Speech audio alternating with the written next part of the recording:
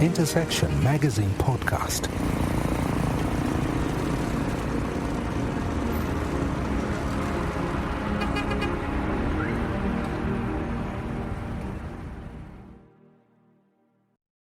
Welcome to Intersection Magazine. This is an audio summary of the August 2025 issue. We'll be covering about three major areas as usual. The first is a piece by Noah Smith called Elite Overproduction Hypothesis, or the Elite Overproduction Hypothesis. The second is a piece called The Noise Between the Signals by Brad Slingerlend. He's an investor at NZS Capital, LLC. The third is a look at TechBuzz Hub's startup funding vehicle, which is an initiative started by Keneth Twesigye. Keneth Twesigye is the mind behind TechBuzz Hub in Ntinda, a suburb of Kampala. And you will benefit from some of the thoughts that we've put together around these areas. So the first is probably focusing a little bit on technology. The second is mainly focused on investment, but I suppose it also kind of touches on life in general. Then the third is how to strengthen or an opportunity to strengthen the funding ecosystem in Uganda. And that's for funding of innovation and startups and small businesses. That I think is worth taking note of. Once again, thank you for listening. Thank you for subscribing. I'm your host, Nicholas Kianda.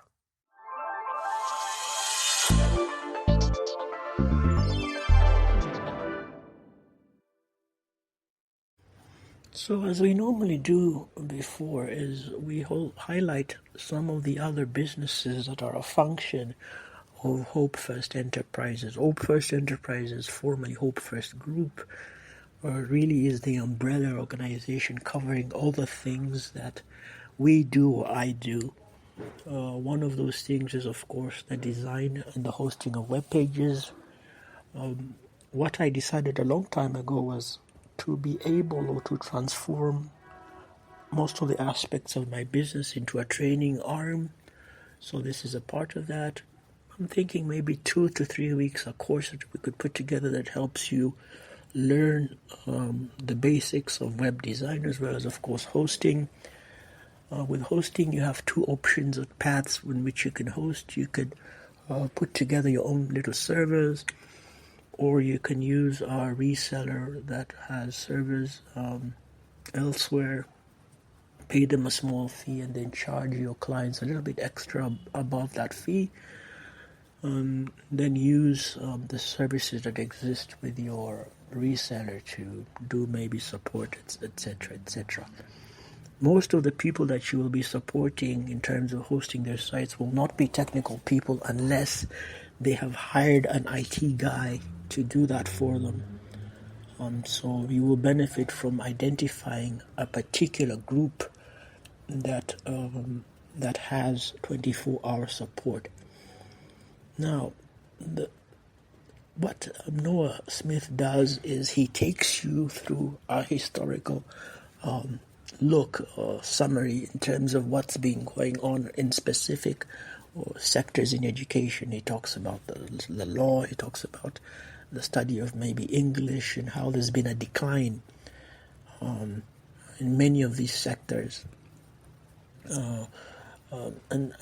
And he's really trying to help us plan better in terms of understand the numbers, who's hiring, who's losing jobs, what does this mean for universities, opportunities, for example, that used to exist before for those who studied English are not the same opportunity that exists now.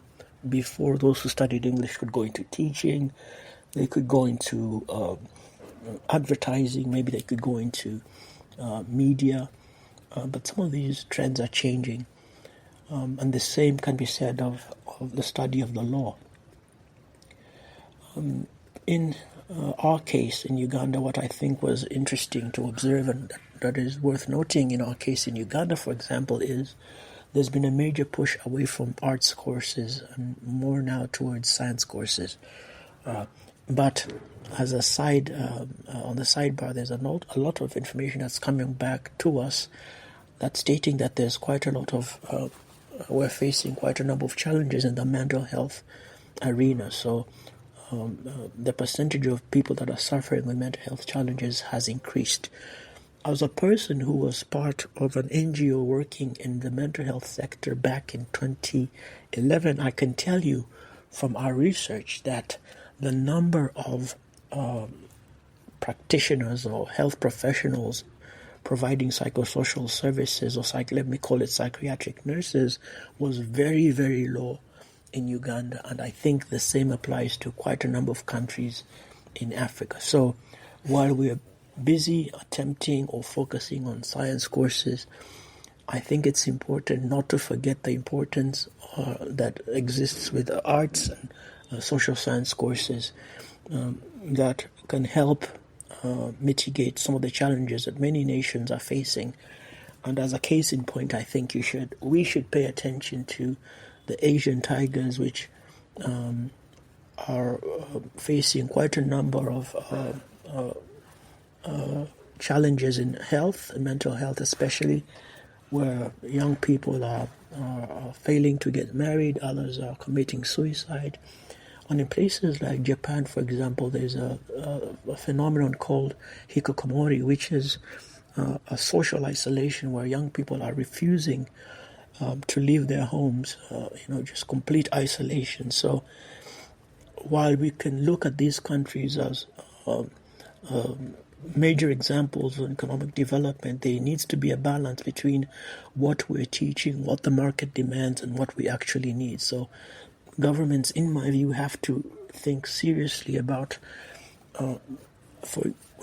putting in place systems that can absorb students, even if economies are not favoring those degrees that those students are taking, but in a sense have an understanding of the challenges that the country may be facing. Now, in terms of organizational structure, I normally put together a piece by Founders Freedom, really a supplemental piece or advert, which helps you get familiar with the services they offer, which is mainly in helping companies structure themselves correctly so that they can be a sense of continuity. And this is a struggle that I think we face in mainly East Africa. Well, I'm not too sure about the rest of the continent, where it comes to the subject of succession. Our companies are being formed very fast. They're being successful, but they're not lasting, and lasting in terms of second and third generation. We also have some publications we'd like you to have a look at. One is a survival kit for effective communication, about 12 ideas put together, quite deep ideas that will leave you a lot to think about. Simple images with text that you could explore. We suggest you look at one idea every month. And then the second is a glossary of terms and acronyms that will be beneficial to those who are in the consulting space. We also have put together our subscription cost, whether you're looking for advertising, of course, as well as subscription to the magazine or the podcast. One of the things that we offer is we try to have a suite of services through our podcasts. So if you engage with the podcast, you also get some coverage in the magazine.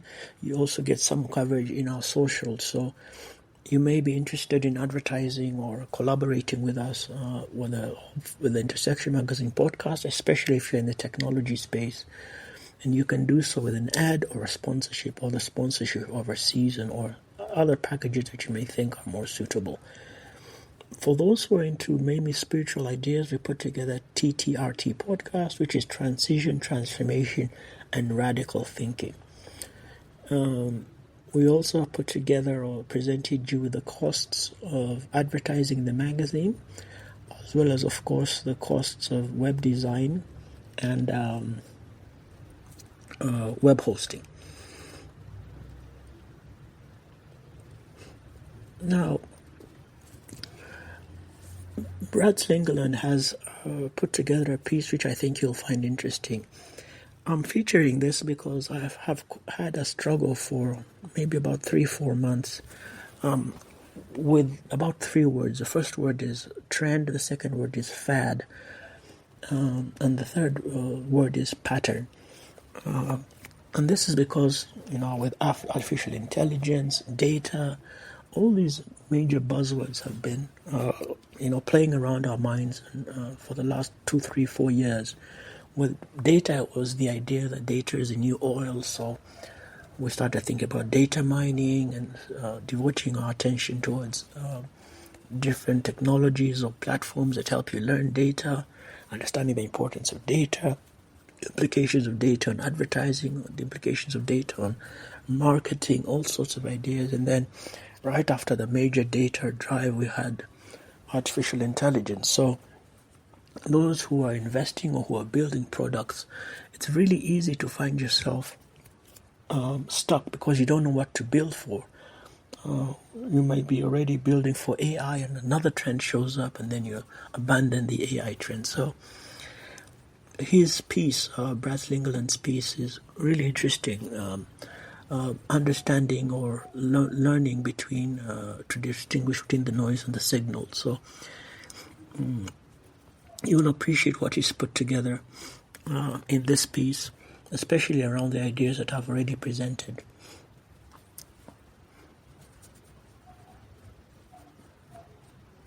So he says, when noise is overwhelming and probabilities are difficult to place on various outcomes, it's often helpful to take a beginner's mind approach where you start from a point saying, I don't know, with no preconceived predictions. Another concept we can borrow from Buddhism is to ask 2 simple questions. Is it true? Is it useful? He also looks into the idea behind network effects. He also says, effectively having access to more intelligence gives you more resources and more time, both of which are currently expensive. Thus, an economy where intelligence is suddenly free by default requires far less money to operate. That is, frees up vast sums of money already in the system. So you will enjoy reading his ideas. Brad Slingerlend, incidentally, is an investor in NZS Capital, so I'd say he knows a lot about what he's saying. Now, those of you who understand some of what we do also know that we normally have a film review section. I found this piece or this series quite funny. It's called Murderbot. If you watch the themes that are around a lot of the robotics films that have been out in the last few years, there's a lot of debate or many fears surrounding the subject of sentience or maybe rogue robots or robots that suddenly decide not to follow instructions. You could say this idea started maybe 2005. I remember watching iRobot, and it's with Will Smith, and sees a time where there are massive robotics assistant robots that are already in place, and one day they start rebelling. So these are some of the ideas that are looked at in Murderbot, but with quite a lot of humor and sarcasm, and in my view quite a number of quirky characters, including one that's a little bit more human than he is a robot, although Murderbot is on like a completely different level. But I think you'll enjoy watching that as well. The book that's presented in this month is Start With Why, and it's really a summary of the book in picture form, which I do appreciate, being a person who is visually motivated. Now, for a summary of the last 4 months, we put that together. We also continue to advertise for the property that's on sale. I would say it sits on about maybe 4 or 5 acres. It's a 2-bedroom house, 2 baths. surrounded by a wall, a gate, and a facility for the gatekeeper. Lawn, there's a massive lawn, as well as a garden that you can plant all your organic food. CCTV camera covering the whole property, so security is guaranteed. He's selling the property two different prices, one with furnishings, the other without furnishings. So you can get in touch with us to find out more, and we'll connect you with the seller. You can start the process. Now, in terms of the piece that I've put together with TechBuzz Hub, it's really to guide you through some of what they're trying to do in the funding, fill the funding gaps in Uganda. A lot of what they're trying to do with startup funding vehicles is based on research and looking at the market as it stands and the needs that exist here. Having covered some aspects of the innovation and technology ecosystem in Uganda, I think that what they're presenting is decent and can help us meet the needs that exist here. So they talk about some of what they're trying to do, which is it's an open system. It's designed to empower local investors as well as to support homegrown startups. So they've identified a gap in funding. They looked at the four major players in the ecosystem and how much of the startup ecosystem is funding or contributing to their effective or to their respective GDPs. And so the amounts are significant. So the idea is, how can Uganda be in a position to also contribute to the GDP of the country, mainly through startups. My poem for the month is Troubled and Triggered. As I said before, these are just bits and pieces from my life that I've hidden in poetry. Those who were there will understand, and those who are not won't. So I think you'll enjoy those ideas. Later on, we'll be putting all those ideas into an anthology, covering some of those ideas, or that poetry and that history. We've also, as usual, summarized some of the things we've been working on for the bakery. Those of you who are interested in ordering can do so on the numbers provided. If you're listening to the podcast, you may want to access the magazine, the written magazine, and you can do so on our Twitter handle, which is TERSECTIONMAG, which is Tarsection Mag. On X, you'll find bits and pieces of the magazine on that handle. So just go through the messages that have been released on that handle. Just follow us. Once again, I've been your host, Nicholas Ganda. This is Intersection Magazine Podcast. Thank you for listening. Thank you for subscribing. Intersection.